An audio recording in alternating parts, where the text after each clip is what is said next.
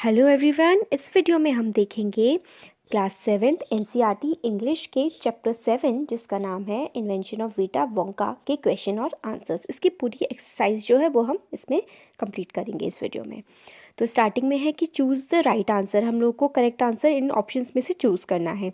Mister Willy Wonka is a cook, inventor या manager. वो एक इन्वेंटर थे, तो 20 का करेक्ट ऑप्शन है।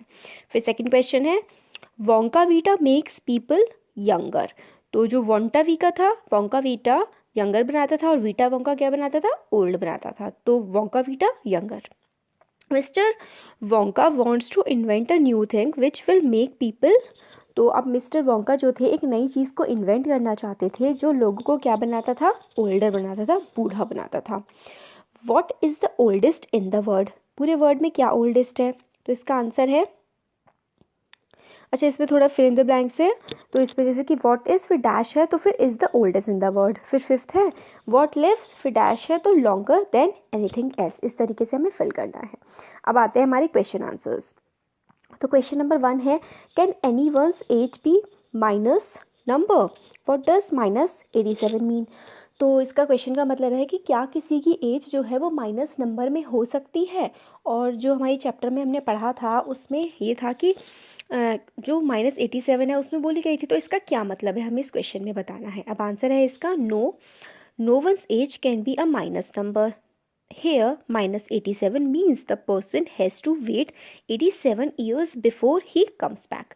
तो इसमें हमें आंसर में बताते हैं कि किसी की भी एज जो है वो माइनस में नहीं हो सकती है। और -87 का मतलब यहाँ पे है कि किसी भी पर्सन को वेट करना पड़ेगा 87 ईयर्स तक वापस दोबारा से पैदा होने के लिए।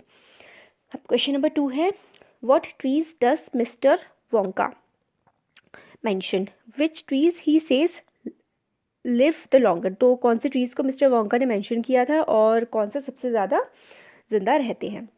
Trees that Mister Wonka mentions are the Douglas fir, oak, cedar and bristlecone pine tree. तो ये नाम है उन्होंने जो जो मेंशन किए थे। और फिर उन्होंने कहा था कि जो ब्रिस्टल कोन पाइन ट्री है वो सबसे ज़्यादा लंबे समय तक जिंदा रहता है। How long does this tree lives, where can you find it. और ये वाला जो ट्री है वो कितने टाइम तक रह सकता है और आपको ये कहाँ मिलेगा। This tree live over 4000 years. ये ट्री जो है वो लगभग 4,000 साल तक जी सकता है और हम इनको पा सकते हैं। It can be found upon the slope of wheeler park in Nevada USA. तो हमें कहाँ मिल सकता है, व्हीलर पार्क नेवाडा यूएसए में। अब क्वेश्चन नंबर 3 है how many of the oldest living things can you remember from Mister Wonka's list. तो मतलब तुम कौन सी चीज़ें हैं ऐसी जो सबसे ज़्यादा पुरानी थी मिस्टर वोंका की लिस्ट में, उनको आपको याद आती हैं। Do you think all these things really exist और are some of them purely imaginary. आपको क्या लगता है कि कुछ इनमें से एग्जिस्ट भी करती हैं या कुछ जो है सिर्फ इमेजिनेशन में ही है, प्योरली इमेजिनेशन में है और बनावटी हैं। फिर आंसर है with the exception of 400 years old Bristol cone pine tree, most of the things are imaginary. तो जो ब्रिस्टल कोन पाइन ट्री है वही एक सच्चा ट्री है, बाकी सारी जो चीज़ें हैं इसमें ट्रीज़ के नाम लिए गए हैं वो सारे के सारे इमेजिनरी ट्रीज़ हैं। क्वेश्चन नंबर 4 है why does Mr Wonka collect items Tom the oldest things. Do you think this is right way to begin. आपको क्या लगता है कि जो मिस्टर वोंका है वो कलेक्ट करते थे आइटम्स बहुत ज़्यादा जो पुराने होते थे उनको, आप क्या सोचते हैं कि ये एक सही तरीका है। इसका आंसर है Mr Wonka collected items from oldest living things because he wanted to create age. अब वो जो मिस्टर वोंका थे वो आइटम्स कलेक्ट करते थे बहुत ही पुरानी लिविंग थिंग्स से, पुराने जो जिंदा चीज़ें थी उनसे, क्योंकि उनको एज क्रिएट करनी थी, उनको बूढ़ा बनाना था लोगों को। और वो इन्वेंट करना चाहते थे ऐसा कुछ जो लोगों को बूढ़ा बना दे। It was probably right way to begin his invention as he wanted to make people older and therefore the use of old things seems appropriate. और फिर हम लोग को कहते हैं पूरा इसका आंसर का मतलब देखते हैं हम कि मिस्टर वोंका को लोगों को बूढ़ा बनाना था, इसलिए वो बूढ़े मतलब ऐसी चीज़ें कलेक्ट करते थे जो काफ़ी एज की थी। और अगर उनको बूढ़ा ही बनाना था तो इसीलिए उनका जो तरीका था कि सबसे जो बूढ़ी बूढ़ी चीज़ें हैं, ओल्ड चीज़ें हैं, उनको कलेक्ट करके वो उन्होंने इस तरीके से सही बना दिया था चीज़ों को।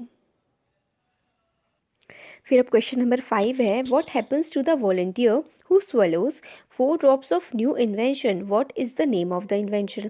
तो फिर इसका क्वेश्चन का मतलब ये है कि जो वॉलंटियर था, वॉलंटियर होते हैं जो अपनी इच्छा से किसी काम को करने के लिए आगे आते हैं।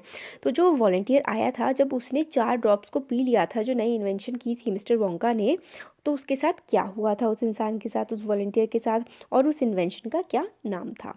फिर आंसर है इसका, the moment the volunteer swallows new invention he begins wrinkling and shrivelling up all over. और जैसे ही वॉलंटियर ने उसको पिया था, स्वेलो किया था मतलब निगला था, तो उसको रिंकल्स पड़ने लगे थे, झुर्रियाँ पड़ने लगी थी।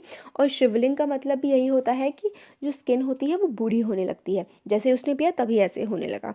His hair starts dropping off and his teeth start falling out. और उसके जो बाल थे वो नीचे गिरने लगे थे, उसके दांत भी टूट करके नीचे गिरने लगे थे। Before Mr. Wonka knew it, the volunteer suddenly became an old man of 75. The name of the invention was Vita Wonka. तो वो जो वॉलंटियर था वो बूढ़ा होने लगा था, उसके बाल गिरने लगे थे, रिंकल पड़ने लगे थे उसकी स्किन पे, उसके दांत टूट के गिरने लगे थे। और इससे पहले कि मिस्टर वोंका को पता लगता, जो वॉलंटियर था वो एकदम से ही 75 ईयर्स का ओल्ड मैन बन गया था। पहले कितने ईयर्स का था वो? 20 ईयर्स का अप्रॉक्स था। और इस इन्वेंशन का नाम रखा था उन्होंने, मिस्टर वोंका ने, Vita Wonka.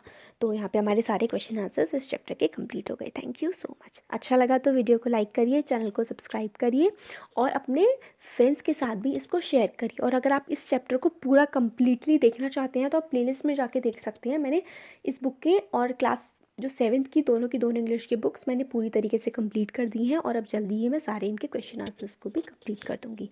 So thank you so much.